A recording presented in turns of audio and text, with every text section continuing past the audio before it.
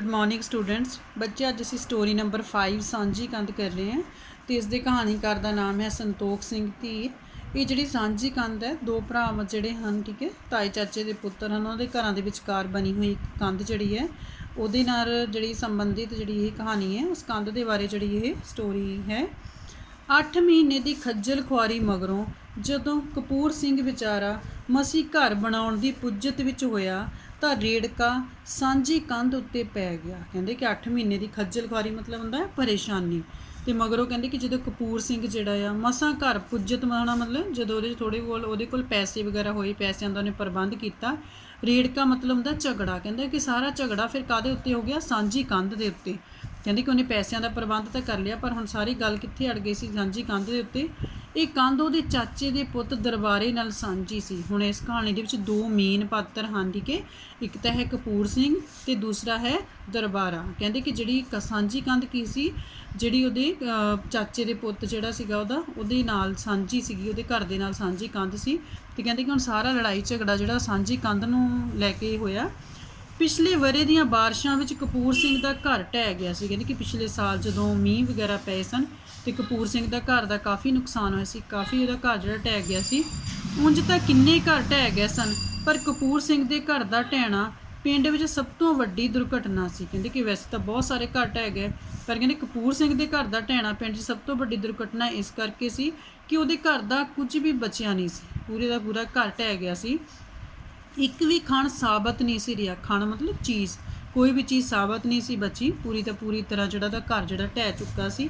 पैसे वालों कपूर सिंह अगे ही कमज़ोर सी, कहते कि जिहड़ा वो आर्थिक तौर पर उहदी हालत ठीक नहीं सी, पैसे नहीं सी उहदे कोल ज़्यादा, घर दा गुजारा बड़ी मुश्किल नाल हुंदा सी। खबरे किवें अंदर अंदर अपनी कबीलदारी तोड़दा सी, कहते पता नहीं किद्दां अंदर अंदर ही अपना जिहड़ा है कबीलदारी तोड़ना, मतलब परिवार का खर्चा वगैरह कर रहा सी। वो पहलां वो मकान वास्ते करजे लई जिले के दफ्तरां विच धक्के खांदा रहा, उत्थे वजीरां दीयां सिफारिशां चलदियां सन। कहते कि उत्थे मंत्री वगैरह ने सिफारिशां दे नाल ही करजा वगैरह मिलता है। कहते कि जिले के दफ्तरां विच धक्के खाधे कि मैनूं जिहड़ा है करजा वगैरह मिल जाए, मकान बना लवां। हार के उसनूं 10 विघे भौं बै करनी पई। भौं मतलब जमीन जिहड़ी अपनी उहदे कोल सीगी बै करनी पई, उहने थोड़ी जिहड़ी आ ओह रख दित्ती ते उहदे बदले पैसे ले के जदों पैसे होणगे छुड़ा लेगा अपनी जमीन नूं। किन्ना कुछ चिर बगाने घरां विच टब्बल रुलदा रहा, क्योंकि हुण जद उहदा घर ढह गया सी ते किसी दे घर दे विच उहदा परिवार जिहड़ा टब्बर रह रहा सी। हुण सोचे कि किन्नी किते दूजे दे घरां च रहना आ ते इस करके अपना नवां घर तां बनाना ही पैना। इट्टां सुटा लईआं, सीमेंट का भी बंदोबस्त बन गया तो कहते फिर उन्हें नवां घर बनाने लई जिहड़ा है इट्टां का प्रबंध कर लिया, सीमेंट भी हो गया। पर जब तक दरबारे नाल गल ना खोली जाए काम किवें शुरू हो सकता सी, क्योंकि जिहड़ी सांझी कंध सी दरबारे दे नाल सांझी सी। जदों तक कहते सांझी कंध का कोई फैसला नहीं हुंदा उदों तक काम शुरू नहीं सी होना, चाहे उन्हें समान का बंदोबस्त कर लिया सी। सामने गली सी, किसी का रौला नहीं सी। सज्जे पासे दी कंध चाची, सज्जे पासे जिहड़ी कंध सी कहते कि चाची राम कौर नाल सांझी सी। हुण जिहड़े सामने गली सीगी उत्थे तो कोई रौला नहीं सी, क्योंकि गली सी वो कंध उन्हें बनानी सी। जिहड़ी सज्जे पासे दी कंध सीगी वो चाची राम कौर दे नाल सांझी सीगी।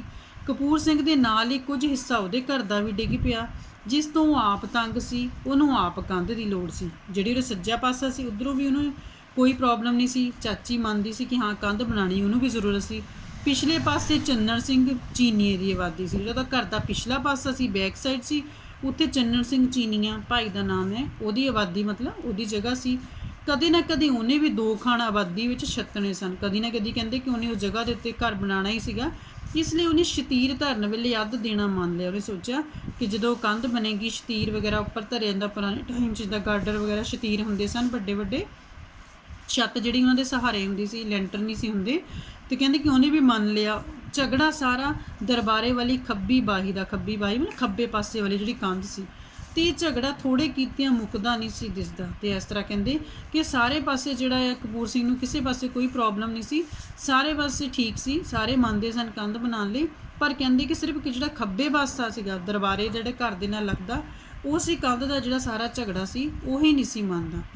एक दो बार कंध करन लई कपूर सिंह ने दरबारे नूं आखिया पर उन्हें कोई हाँ हूँ ना की। कहते एक दो बार उन्हें कहा कि कंध जिहड़ी बनानी है पर उन्हें कोई जवाब नहीं दिता, सगों रुखा जिहा जवाब देंदियां कहा जद कंधां दे समय आउणगे कंधां देखियां जाणगियां। कहते कि जदों टाइम होएगा कंध बनाउण दा, जदों मैनूं लोड़ होएगी उदों देखिया जाएगा, उन्हें इदां दा जवाब दिता। पर कपूर सिंह लई होर हुण समां कदों होना सी, ਜਿਹੜਾ ਘਰੋਂ ਬੇਘਰ ਹੋਇਆ ਬੈਠਾ ਸੀ। ਪਰ ਕਹਿੰਦੇ ਕਪੂਰ ਸਿੰਘ ਲਈ ਤਾਂ ਹੁਣ ਆਹੀ ਟਾਈਮ ਸੀਗਾ ਜਿਹੜਾ ਬੇਘਰ ਹੋ ਕੇ ਬੈਠਾ ਸੀ, ਉਹਨੂੰ ਤਾਂ ਹੁਣੇ ਮਕਾਨ ਦੀ ਜ਼ਰੂਰਤ ਸੀ। ਹੁਣ ਇਹ ਥੋੜ੍ਹੀ ਵੀ ਜੀ ਦਰਬਾਰੇ ਨੂੰ 5 ਸਾਲ ਬਾਅਦ ਆ ਤਾਂ ਉਹ ਵਿਚਾਰਾ 5 ਸਾਲ ਇੱਦੇ ਰਵੇ।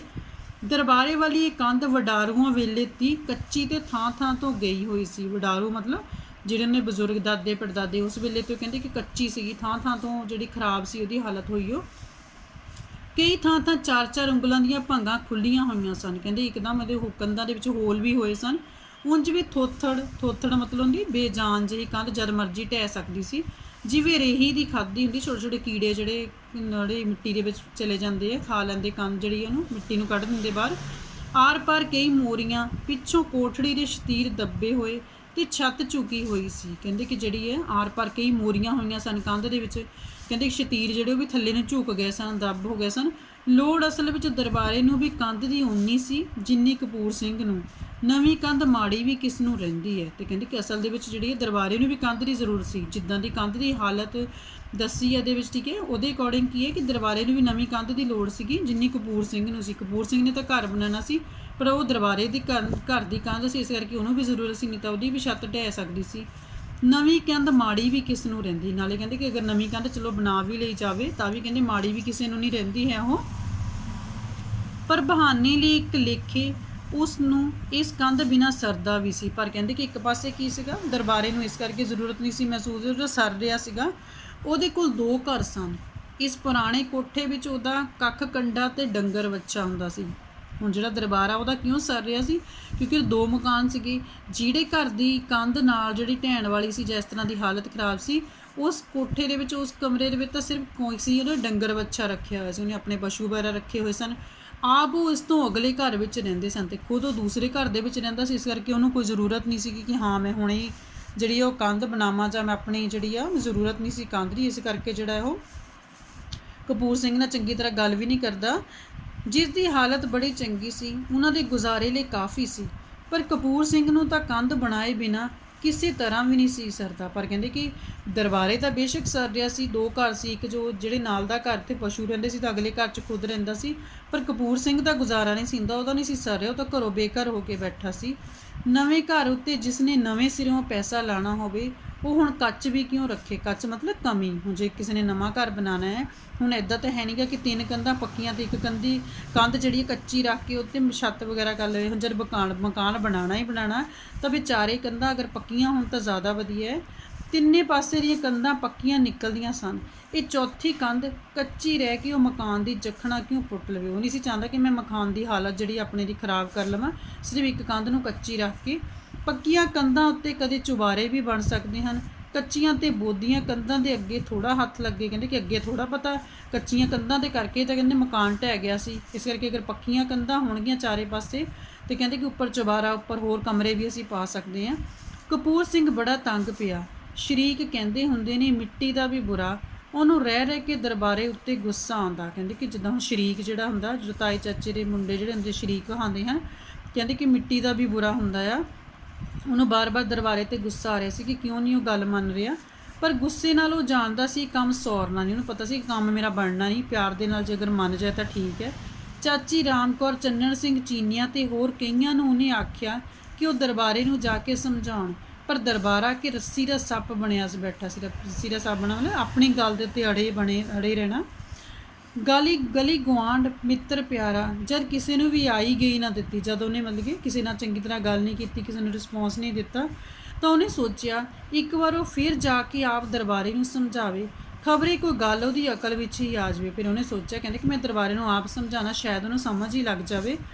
ਅਗਲੀ ਸਵੇਰ ਉਹਨੇ ਦਰਬਾਰੇ ਦੇ ਬੂਹੇ ਅੱਗੇ ਥੋੜ੍ਹਾ ਔਹਲ ਕੇ ਮਤਲਬ ਥੋੜ੍ਹਾ ਜਿਹਾ ਅੰਦਰ ਨੂੰ ਹੋ ਕੇ ਆਵਾਜ਼ ਮਾਰੀ। ਅੰਦਰੋਂ ਕੁੜੀ ਨੇ ਦੱਸਿਆ ਕਿ ਉਹ ਪਟਵਾਰੀ ਵੱਲ ਨੂੰ ਗਿਆ ਹੈ। ਕਪੂਰ ਸਿੰਘ ਮਗਰੇ ਤੁਰ ਪਿਆ।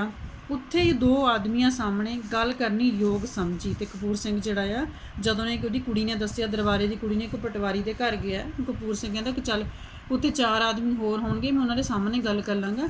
ਜਾਂਦੇ ਨੂੰ ਅੱਗੇ ਰਾਮ ਰਤਨ ਪਟਵਾਰੀ, ਧੰਮਾ ਸਿੰਘ ਸਰਪੰਚ, ਟੁੰਡਾ ਲੰਬੜਦਾਰ ਤੇ 1-2 ਆਦਮੀ ਹੋਰ ਮੰਜਿਆਂ ਉੱਤੇ ਬੈਠੇ ਸਨ। ਕਹਿੰਦੇ ਕਿ ਜਦੋਂ ਉਹਨੇ ਦੇਖਿਆ ਪਿੰਡ ਦੇ ਹੋਰ ਜਿਹੜੇ ਸਰਪੰਚ ਹੋ ਗਿਆ, ਲੰਬੜਦਾਰ ਹੋ ਗਿਆ, ਪਟਵਾਰੀ ਸਾਰੇ ਮੰਜਿਆਂ 'ਤੇ ਬੈਠੇ ਸਨ।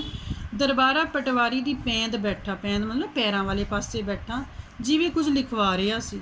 ਕਪੂਰ ਸਿੰਘ ਨੇ ਸਾਰਿਆਂ ਨੂੰ ਹੀ ਸਾਂਝੇ ਮੰਨ ਕੇ ਦਰਬਾਰੇ ਨੂੰ ਧੀਰਜ ਨਾਲ ਕਿਹਾ। ਸਾਰਿਆਂ ਨੂੰ ਸਾਂਝੇ ਮੰਨ ਕੇ ਸਾਰਿਆਂ ਦੇ ਸਾਹਮਣੇ ਜਿਹੜੀ ਉਹਨੇ ਗੱਲ ਕੀਤੀ, ਭਾਈ ਦਰਬਾਰਾ ਸਿਆਂ, ਕੰਧ ਦਾ ਫਿਰ ਹੁਣ ਕੀਕਣ ਕਰਨਾ। ਕੀਕਣ ਮਤਲਬ ਕੀ ਕਰਨਾ? ਕਹਿੰਦੇ ਕਿ ਹੁਣ ਕੰਧ ਦਾ ਕੀ ਕਰਨਾ, ਤੂੰ ਹੀ ਦੱਸ ਦੇ ਮੈਨੂੰ, ਕਿਹੜੀ ਕੰਧ? ਦਰਬਾਰੇ ਨੇ ਪੈਰਾਂ ਉੱਤੇ ਪਾਣੀ ਨਾ ਪੈਣ ਦਿੱਤਾ। ਜਿੱਦਾਂ ਉਹਨੇ ਜਿਹੜੀ ਗੱਲ ਅਣਸੁਣੀ ਕਰ ਦਿੰਦੇ ਕਿ ਕਿਹੜੀ ਗੱਲ ਦੀ ਗੱਲ ਕਰ ਰਿਹਾ, ਤੂੰ ਭੁੱਲਿਆ ਹੋਇਆ? ਕਪੂਰ ਸਿੰਘ ਬੋਲਿਆ, ਆਪਣੀ ਸਾਂਝੀ ਕੰਧ। ਕਹਿੰਦੇ ਕਿ ਤੂੰ ਭੁੱਲ ਗਿਆ ਆਪਣੀ ਸਾਂਝੀ ਕੰਧ ਦੀ ਮੈਂ ਗੱਲ ਕਰ ਰਿਹਾ, ਮੈਨੂੰ ਨਹੀਂ ਲੋੜ ਕੰਧ ਕਰਨ ਦੀ।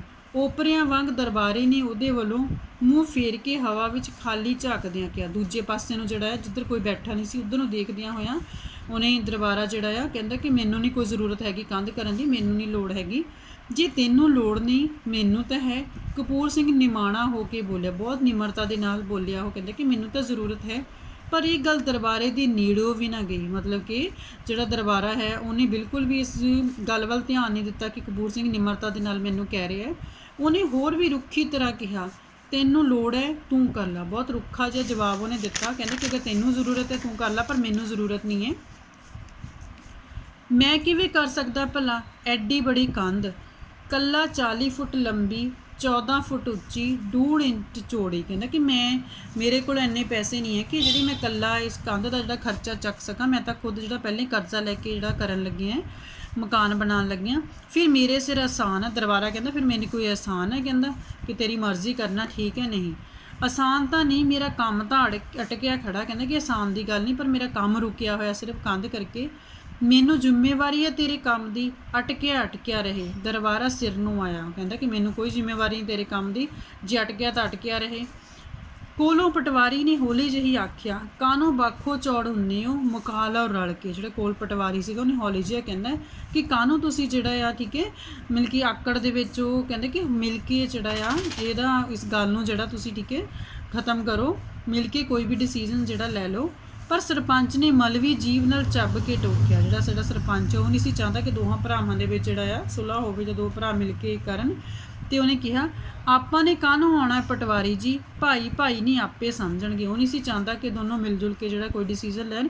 ਇਸੇ ਕਰਕੇ ਜਿਹੜੇ ਉਹ ਕਹਿੰਦਾ ਕਿ ਸਾਨੂੰ ਕੋਈ ਲੋੜ ਨਹੀਂ ਵਿੱਚ ਆਉਣ ਦੀ, ਆਪੇ ਭਰਾ ਜਿੱਦਾਂ ਮਰਜ਼ੀ ਕਰਨ।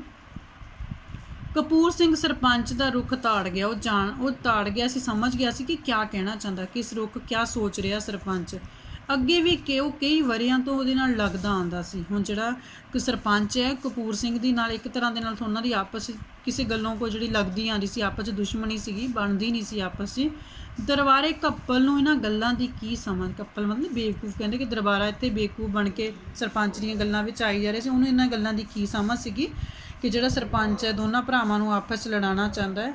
ਹੁਣ ਜੇ ਕਪੂਰ ਸਿੰਘ ਦਾ ਭਾਈ ਸਰਪੰਚ ਨੂੰ ਉਹਦੇ ਖਿਲਾਫ ਵਰਤਣ ਲਈ ਮਿਲੇ ਤਾਂ ਉਹਨੂੰ ਹੋਰ ਕੀ ਚਾਹੀਦਾ ਸੀ। ਕਹਿੰਦੇ ਕਿ ਹੁਣ ਤਾਂ ਸਰਪੰਚ ਨੂੰ ਤਕਰੀਬਨ ਦਰਬਾਰਾ ਜਿਹੜਾ ਉਹ ਮਿਲ ਗਿਆ ਸੀ ਕਪੂਰ ਸਿੰਘ ਦੇ ਖਿਲਾਫ ਇੱਕ ਹਥਿਆਰ ਦੀ ਤਰ੍ਹਾਂ। ਹੋਰ ਉਹਨੇ ਤਾਂ ਫਾਇਦਾ ਉਠਾਉਣਾ ਸੀ ਇਸ ਗੱਲ ਦਾ। ਉਹਨੇ ਹੋਰ ਨਰਮ ਹੋ ਕੇ ਦਰਬਾਰੇ ਨੂੰ ਸਮਝਾਉਣਾ ਚਾਹਿਆ, ਦਰਬਾਰਾ ਸਿਆਂ, ਮੈਂ ਤੈਨੂੰ ਮਿੰਨਤ ਨਾਲ ਕਹਿੰਦਾ ਹੈ, ਆਪਾਂ ਕਬੀਲਦਾਰ ਹਾਂ, ਲੜਦੇ ਚੰਗੇ ਨਹੀਂ ਲੱਗਦੇ, ਆਹ ਰਲ ਕੇ ਕੰਧ ਬਣਾਈਏ। ਕਹਿੰਦੇ ਕਿ ਮੈਂ ਤੈਨੂੰ ਤਰਲੇ ਮਿੰਨਤਾਂ ਕਰਦਾ, ਕਬੀਲਦਾਰ ਅਸੀਂ ਹੈਗੇ ਹਾਂ, ਚੰਗੇ ਨਹੀਂ ਲੱਗਦੇ, ਰਲ ਕੇ ਕੰਧ ਬਣਾਉਂਦੇ ਹਾਂ। ਹਾਂ ਤੂੰ ਹਾਂ ਜਿੱਕਣ ਕਹੇਂਗਾ ਮੈਂ ਓਕੜੇ ਮੰਨ ਲਊਂਗਾ। ਕੰਧ ਹੈ ਮਾੜੀ, ਦੋਹਾਂ ਨੂੰ ਹੀ ਸੁੱਖ ਹੈ, ਮਾੜੀ ਮੋਟੀ ਕੰਦੋਲੀ ਹੁੰਦੀ ਮੈਂ ਤੈਨੂੰ ਕਹਿੰਦਾ ਵੀ ਨਾ, ਸਾਰਾ ਭਾਰ ਚੁੱਕਣਾ ਮੈਨੂੰ ਵੀ ਔਖਾ ਹੈ, ਤੂੰ ਮੈਨੂੰ ਬਹੁਤਾ ਚੁਕਾ ਦੇ, ਆਪ ਥੋੜਾ ਚੁੱਕ ਲਈ। ਕਹਿੰਦਾ ਕਿ ਮੇਰੇ ਲਈ ਜਿਹੜਾ ਆ ਪੂਰੀ ਬਣਾਉਣੀ ਬਹੁਤ ਔਖੀ, ਇੰਨਾ ਖਰਚਾ ਚੱਕਣਾ। ਕਹਿੰਦੇ ਕਿ ਮਾੜੀ ਮੋਟੀ ਕੰਧੋਲੀ ਛੋਟੀ ਮੋਟੀ ਕੰਧ ਹੁੰਦੀ ਤਾਂ ਮੈਂ ਆਪੇ ਬਣਾ ਲੈਣੀ ਸੀ, ਤੈਨੂੰ ਕਹਿਣਾ ਵੀ ਸੀ। ਸਾਰੀ ਕੰਧ ਦੇ ਜਿੰਨੇ ਪੈਸੇ ਲੱਗਣੇ ਕਿ ਉਹ ਮੇਰੇ ਲਈ ਵੀ ਮੁਸ਼ਕਿਲ ਹੈ। ਕਹਿੰਦਾ ਇੱਦਾਂ ਕਰਕੇ ਜ਼ਿਆਦਾ ਖਰਚਾ ਮੈਂ ਕਰ ਦਿੰਦਾ ਹੈ। ਕਪੂਰ ਸਿੰਘ ਕਹਿੰਦਾ ਤੇ ਥੋੜਾ ਜਿਹਾ ਤੂੰ ਕਰ ਦੇ। ਕਪੂਰ ਸਿੰਘ ਦੀ ਨਰਮਾਈ ਨੇ ਦਰਬਾਰੀ ਦੀ ਅੜਵਾਈ ਕੁਝ ਢਿੱਲੀ ਕਰ ਦਿੱਤੀ। ਜਿਹੜਾ ਅੜਬ ਦੇ ਵਿੱਚ ਜਿੱਦ ਦੇ ਵਿੱਚ ਬੈਠਾ ਸੀ ਦਰਬਾਰਾ, ਥੋੜਾ ਜਿਹਾ ਕਪੂਰ ਸਿੰਘ ਦੀ ਗੱਲ ਦੇ ਨਾਲ ਥੋੜਾ ਜਿਹਾ ਨਰਮ ਹੋ ਗਿਆ। ਕੁੱਟੀਆਂ ਉਹਦੇ ਮੱਥੇ ਵਿੱਚੋਂ ਮਿਟਣ ਲੱਗੀਆਂ, ਕੁੱਟੀਆਂ ਉਹਦੇ ਝੁਰੜੀਆਂ ਉਹਦੇ ਜਿਹੜੇ ਮੱਥੇ ਤੇ ਪਈਆਂ ਥੋੜੀਆਂ ਘਟਣ ਲੱਗੀਆਂ। ਪਲ ਦੀ ਪਲ ਹਾਂ ਕਰ ਦੇਣ ਲਈ ਉਹਦਾ ਜੀ ਵੀ ਕੀਤਾ, ਉਹਦਾ ਮਨ ਕੀਤਾ ਕਿ ਮੈਂ ਕਪੂਰ ਸਿੰਘ ਦੀ ਗੱਲ ਮਾਰ ਲਵਾਂ। ਪਰ ਉਦੋਂ ਹੌਲੀ ਜਿਹੀ ਸਰਪੰਚ ਖੰਗੂਰਿਆ। ਖੰਗੂਰਨਾ ਮਤਲਬ ਜਿੱਦਾਂ ਮੂੰਹ ਰਾਹੀਂ ਆਵਾਜ਼ ਕਰਦੇ ਇਸ਼ਾਰਾ ਉਹਨੇ ਕੀਤਾ ਕਿ ਤੂੰ ਗੱਲ ਮੰਨ ਨਾ। ਇੰਨੀ ਹੌਲੀ ਤੇ ਇੰਨਾ ਬੇਮਲੂਮ ਜਿਸ ਵਿਚਲੀ ਰਮਜ਼ ਨੂੰ ਦਰਬਾਰਾ ਹੀ ਬੁੱਝ ਸਕੇ। ਰਮਜ਼ ਮਤਲਬ ਰਾਜ਼ ਦੀ ਗੱਲ, ਜਿੱਦਾਂ ਉਸ ਇਸ਼ਾਰੇ ਨੂੰ ਦਰਬਾਰਾ ਹੀ ਸਮਝ ਸਕੇ। ਇਸ ਢੰਗ ਦੇ ਨਾਲ ਸਰਪੰਚ ਨੇ ਜਿਹੜਾ ਆ ਉਹ ਇਸ਼ਾਰਾ ਕੀਤਾ। ਦਰਬਾਰੇ ਨੂੰ ਫਿਰ ਵੱਟ ਚੜ੍ਹ ਗਿਆ, ਉਹਨੂੰ ਫਿਰ ਗੁੱਸਾ ਆ ਗਿਆ। ਉਹਦੇ ਪੱਧਰ ਹੁੰਦੇ ਮੱਥੇ ਵਿੱਚ ਘੁੱਟੀਆਂ ਫਿਰ ਸੰਘਣੀਆਂ ਹੋ ਗਈਆਂ। ਪੱਧਰ ਮਤਲਬ ਜਿਹੜੀਆਂ ਉਹਦੀਆਂ ਮੱਥੇ ਦੇ ਝੁਰੜੀਆਂ ਘਟ ਰਹੀਆਂ ਸਨ, ਗੁੱਸਾ ਘਟ ਰਿਹਾ ਸੀ। ਦੁਬਾਰਾ ਫਿਰ ਕਹਿੰਦੇ ਕਿ ਉਹ ਝੁਰੜੀਆਂ ਉਹਨੇ ਪੈ ਗਈਆਂ। ਮੈਂ ਸਦਾਈ ਹਾਂ ਜਿਹੜਾ ਮੱਲੋ ਮੱਲੀ ਕਿਸੇ ਦਾ ਭਾਰ ਚੁੱਕਦਾ ਫਿਰਾਂ। ਕਹਿੰਦਾ ਕਿ ਮੈਂ ਪਾਗਲ ਨਹੀਂ ਹੈ, ਤੇਰਾ ਭਾਰ ਚੁੱਕਦਾ ਫਿਰਾਂ। ਹੁਣ ਦਰਬਾਰਾ ਫਿਰ ਇੱਦਾਂ ਬੋਲਣ ਲੱਗ ਗਿਆ, ਪਰ ਤੈਨੂੰ ਇਨਕਾਰ ਕਿਹੜੀ ਗੱਲੋਂ ਹੈ? ਕਪੂਰ ਸਿੰਘ ਨੇ ਫਿਰ ਭਾਈਬੰਦੀ ਵਰਤੀ, ਭਾਈਬੰਦੀ ਭਾਈਚਾਰੇ ਵਾਲੀ ਗੱਲ ਕੀਤੀ, ਭਰਾਵਾਂ ਵਾਲੀ ਗੱਲ ਕੀਤੀ। ਕਹਿੰਦੇ ਕਿ ਤੂੰ ਦੱਸ ਤੈਨੂੰ ਇਨਕਾਰ ਕਿਸ ਗੱਲੋਂ ਹੈ? ਕੀ ਕਰੇ, ਉਹਨੂੰ ਲੋੜ ਜੋ ਸੀ, ਉਹਨੂੰ ਜ਼ਰੂਰਤ ਸੀ, ਇਸੇ ਕਰਕੇ ਉਹਦੇ ਨਾਲ ਪਿਆਰ ਨਾਲ ਪੇਸ਼ ਆਈ ਜਾ ਰਿਹਾ ਸੀ। ਮੇਰੇ ਵਿੱਚ ਨਹੀਂ ਜਾਨ ਪੈਸਾ ਖਰਚਣ ਦੀ, ਮੈਂ ਫਾਹੇ ਚੜਾਂ। ਦਰਬਾਰੇ ਉਸੇ ਤਰ੍ਹਾਂ ਹਵਾ ਨੂੰ ਘੂਰਦਾ, ਦਰਬਾਰਾ ਜਿਹੜਾ ਉਸੇ ਤਰ੍ਹਾਂ ਹਵਾ ਵੱਲੋਂ ਦੇਖਦਾ ਹੋਇਆ, ਦੂਜੇ ਪਾਸੇ ਖਾਲੀ ਕਿਸੇ ਪਾਸੇ ਨੂੰ ਦੇਖਦਾ ਹੋਇਆ ਕਹਿੰਦਾ ਕਿ ਮੇਰੇ 'ਚ ਨਹੀਂ ਹੈ ਕਿ ਜਿਹੜਾ ਮੈਂ ਪੈਸੇ ਜਿਹੜੇ ਆ ਉਹ ਖਰਚ ਕਰਾਂ। ਖਰਚ ਹਾਲੇ ਮੈਂ ਕਰ ਦਿੰਦਾ, ਤੂੰ ਫਿਰ ਦੇ ਦੇਈਂ, ਜਦੋਂ ਹੋਣਗੇ ਉਦੋਂ ਦੇ ਦੇਈਂ। ਤੇ ਹੁਣ ਜਿਹੜਾ ਕਪੂਰ ਸਿੰਘ ਹੈ, ਠੀਕ ਹੈ, ਉਹ ਦੁਬਾਰਾ ਫਿਰ ਉਹਨੂੰ ਕਹਿੰਦਾ ਕਿ ਇੱਦਾਂ ਕਰਦੇ ਆ, ਹੁਣ ਮੈਂ ਹਜੇ ਸਾਰੇ ਪੈਸੇ ਖਰਚ ਦਿੰਦਾ, ਚਲੋ ਕਰਜ਼ਾ ਲੈ ਕੇ, ਜਦੋਂ ਤੇਰੇ ਕੋਲ ਹੋ ਗਏ ਤਾਂ ਫਿਰ ਤੂੰ ਮੈਨੂੰ ਪੈਸੇ ਦੇ ਦੇ, ਜੇ ਤੇਰੇ ਕੋਲ ਹੁਣ ਨਹੀਂ ਹੈ ਤੂੰ ਇੰਨੀ ਗੱਲ ਨੂੰ ਮੰਨ ਜਾ, ਮੈਂ ਐਵੇਂ ਤੇਰੀ ਜੁੱਤੀ ਹੇਠ ਆਵਾਂ। ਕਹਿੰਦੇ ਕਿ ਮੈਂ ਕਿਉਂ ਤੇਰਾ ਅਹਿਸਾਨ ਲਵਾਂ। ਹੁਣ ਦਰਬਾਰੇ ਨੂੰ ਇਹ ਗੱਲ ਵੀ ਨਹੀਂ ਮਨਜ਼ੂਰ ਸੀ ਕਿ ਜਿਹੜਾ ਕਪੂਰ ਸਿੰਘ ਖਰਚਾ ਕਰ ਦੇਵੇ, ਬਾਅਦ 'ਚੋਂ ਪੈਸੇ ਦੇਵਾਂ ਮੈਂ। ਕਹਿੰਦਾ ਕਿ ਇਸ ਕਰਕੇ ਉਹਨੇ ਕਿਹਾ, ਕਹਿੰਦਾ ਕਿ ਮੈਂ ਨਹੀਂ ਅਹਿਸਾਨ ਤੇਰਾ ਲੈਣਾ ਚਾਹੁੰਦਾ ਜੋ ਤੂੰ ਮੇਰੇ 'ਤੇ ਕਰਨਾ ਚਾਹੁੰਦਾ।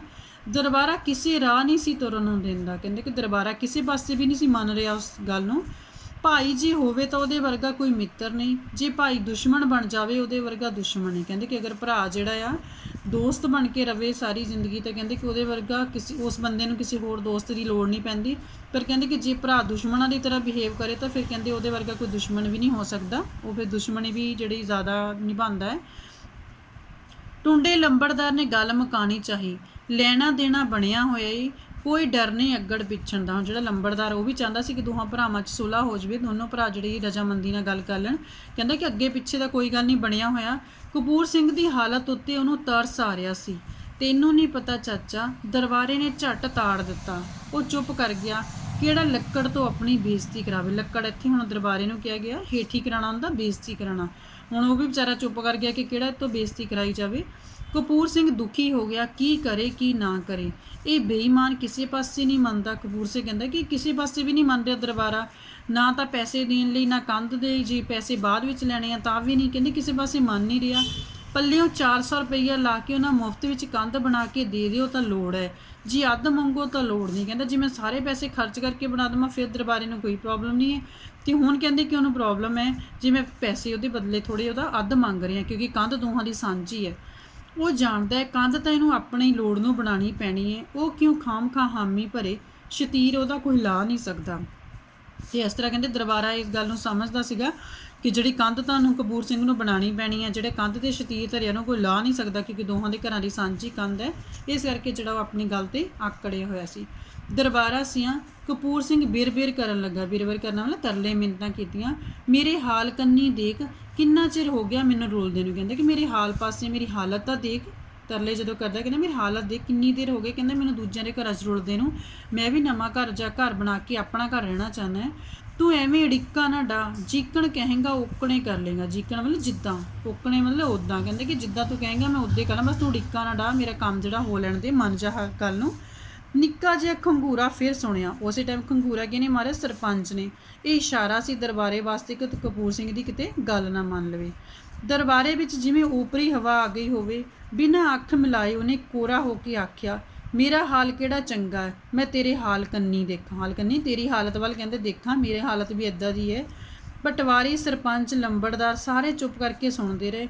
ਕਪੂਰ ਸਿੰਘ ਨੇ ਹੋਰ ਮੁੱਚ ਕੇ, ਹੋਰ ਸਮਾਈ ਨਾਲ, ਹੋਰ ਸਮਝ ਦੇ ਨਾਲ ਜਿਹੜਾ ਕਪੂਰ ਸਿੰਘ ਨੇ ਆਖਿਆ, 2 ਇੱਟ ਦੀ ਨਾ ਸੀ 1 ਇੱਟ ਦੀ ਕਰ ਲਾ। ਕਹਿੰਦੇ ਕਿ ਜਦ ਜ਼ਿਆਦਾ ਜਿਹੜੀ ਕੰਧ ਹੈ ਮੋਟੀ, ਜਿਹੜੀ ਦੂਸਰੀ ਤਰ੍ਹਾਂ ਦੀ ਕੰਧ ਨਹੀਂ ਬਣਾਉਂਦੇ, 2 ਇੱਟ ਦੀ ਰੱਖ ਕੇ ਨਹੀਂ ਬਣਾਉਂਦੇ, 1 ਇੱਟ ਦੀ ਜਿਹੜੀ ਕਰ ਲੈਂਦੀ ਹੈ। 1 ਇੱਟ ਨਹੀਂ ਕਰਨੀ, ਕੱਚੀ ਕਰ ਲੈ, ਕੱਚੀ ਨਾ ਪੱਕੀ।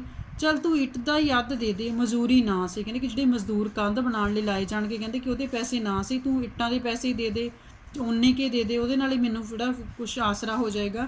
ਉਹਨੇ ਹੋਰ ਕਾਂਪ ਖਾਧੀ। ਕਾਂਪ ਮਤਲਬ ਘਾਟਾ ਖਾਣਾ, ਘਾਟਾ ਖਾ ਰਿਹਾ ਸੀ ਇੱਕ ਤਰ੍ਹਾਂ ਨਾਲ। ਕਪੂਰ ਸਿੰਘ ਖੁਦ ਜ਼ਿਆਦਾ ਖਰਚਾ ਕਰਨ ਲਈ ਤਿਆਰ ਸੀ, ਪਰ ਦਰਬਾਰਾ ਤਾਂ ਇੱਕੋ ਆਟੇ ਦਾ ਸ਼ੀ ਸੀ। ਹੋਰ ਵਿਗੜ ਕੇ ਬੋਲਿਆ, ਇੱਕੋ ਜਿੱਦ ਦੇ ਉੱਤੇ ਅੜਿਆ ਹੋਇਆ ਆਪਣੀ ਗੱਲ 'ਤੇ ਵਿਗੜ ਕੇ ਬੋਲਿਆ, ਜਦ ਮੈਂ ਕੇਰਾ ਕਹਿ ਦਿੱਤਾ ਮੈਨੂੰ ਲੋੜ ਨਹੀਂ, ਮੈਂ ਨਹੀਂ ਕਰਨੀ, ਮੈਨੂੰ ਨਾ ਕਹੀਂ। ਕੇਰਾ ਮਤਲਬ ਇੱਕ ਵਾਰ। ਦਰਬਾਰਾ ਕਹਿੰਦਾ ਕਿ ਜਦ ਮੈਂ ਇੱਕ ਵਾਰ ਕਹਿ ਦਿੱਤਾ ਮੈਨੂੰ ਜ਼ਰੂਰਤ ਨਹੀਂ ਹੈ ਕੰਧ ਦੀ, ਮੈਨੂੰ ਜ਼ਰੂਰਤ ਨਹੀਂ ਹੈ, ਮੈਂ ਨਹੀਂ ਬਣਾਉਣੀ, ਮੇਰੀ ਪੁੱਜਤ ਨਹੀਂ ਹੈ, ਤੇ ਇਸ ਕਰਕੇ ਕਹਿੰਦੇ ਕਿ ਮੈਨੂੰ ਦੁਬਾਰਾ ਨਹੀਂ ਕਹੀਂ ਕੰਧ ਬਣਾਉਣ ਨੂੰ। ਇਸ ਤਰ੍ਹਾਂ ਜਿਹੜਾ ਦਰਬਾਰਾ ਹੈ ਉਹ ਆਪਣੀ ਗੱਲ 'ਤੇ ਅੜਿਆ ਹੋਇਆ ਸੀ। ਸਰਪੰਚ ਦੀਆਂ ਗੱਲਾਂ ਦੇ ਵਿੱਚ ਆ ਕੇ ਉਹ ਕਪੂਰ ਸਿੰਘ ਦੀ ਜਿਹੜੀ ਗੱਲ ਉਹ ਮੰਨਣ ਲਈ ਤਿਆਰ ਨਹੀਂ ਸੀ।